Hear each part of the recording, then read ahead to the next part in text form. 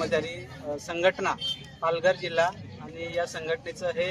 आजपासून सुरू होणारं बेमुदत आंदोलन यासाठी आहे की ज्या पद्धतीने पेसा भरती 2023 सगळे आयुक्त महोदयांचे आदेश, शासन आदेश सगळं असताना सुद्धा थांबवली गेली होती आणि आम्ही गेली 2 वर्ष सातत्याने सुप्रीम कोर्टामध्ये पाठपुरावा करतोय. पाठपुरावा केल्यानंतर आदेश आले सुप्रीम कोर्टाचे आणि त्या आदेशच्या अनुषंगाने GR आले आणि GRच्या अनुषंगाने आज 8 दिवस होऊन देखील जर कायमस्वरूपी